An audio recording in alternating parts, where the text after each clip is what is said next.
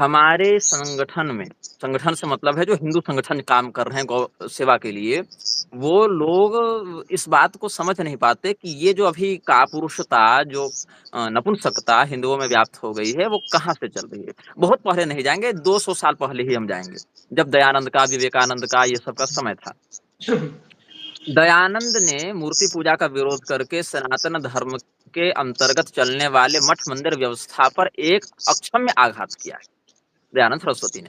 और दयानंद सरस्वती ने किसके प्रभाव में आकर ऐसा किया? जॉन मूर के प्रभाव में, राजा राम मोहन राय के प्रभाव में, श्री रामपुर ट्रायो के प्रभाव में, थियोसॉफिकल सोसाइटी के प्रभाव में, द ग्रेट व्हाइट ब्रदरहुड के प्रभाव में।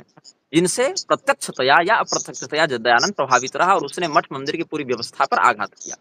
मठ मंदिर पर ये जब आघात किया तो जितने भी गौशालाएं संचालित या तो राजाओं के द्वारा या तो राज्य पोषित मठ मंदिरों के द्वारा संचालित, और मठ मंदिरों की व्यवस्था ध्वस्त करके, हालांकि गौरक्षा के समर्थन में दयानंद ने कहीं कहीं बातें कही हैं, लेकिन यह बात भी ध्यातव्य है कि उसी दयानंद ने सत्यार्थ प्रकाश के प्रथम संस्करण में यह बात कही थी कि बांझ गाय को गोमेध यज्ञ में मार देने में कोई दोष नहीं है।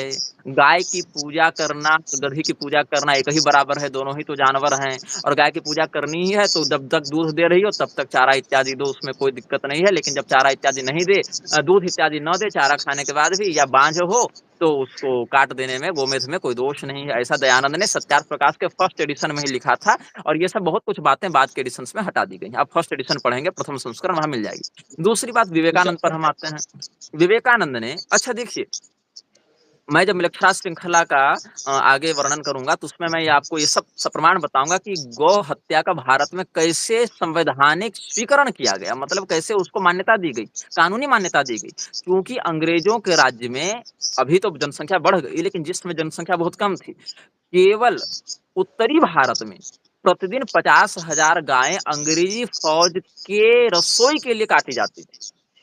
ये रिकॉर्डेड डॉक्यूमेंट है, ये अंग्रेजी सरकार के रिकॉर्ड से हम बाद में सप्रमाण सब बताएंगे, अभी केवल आपको विषय से अवगत करा दें।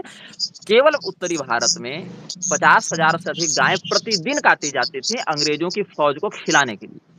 अब ये अंग्रेजों की फौज को खिलाने के लिए जब इतनी गाय रोज काटी जाएंगी और हिंदुओं में विद्रोह स्वाभाविक होगा, तो को रोकने के लिए क्या किया जाए? तो विवेकानंद जैसे लोगों को आगे बढ़ाकर विदेशों में खूब सम्मानित किया गया, ताकि हिंदुओं को ऐसा लगे कि हम तो पूरे विश्व में ख्यात हो रहे हैं, पूरे विश्व में हमारा सम्मान हो रहा है। और विवेकानंद ने एक बहुत ही गैर जिम्मेदाराना और कुतर्कपूर्ण वक्तव्य दिया कि प्राचीन भारत में हिंदू सब गाय खाते थे, और ब्राह्मण तो विशेष करके खाते थे, और अतिथि के आने पर गौवध भी किया जाता था, और ये सब गौभक्षक हुआ करते थे। गौ हत्या या गौभक्षण के बिना तो कोई हिंदू ही नहीं बन सकता। ये किसने कहा? मैंने नहीं कहा, ये विवेकानंद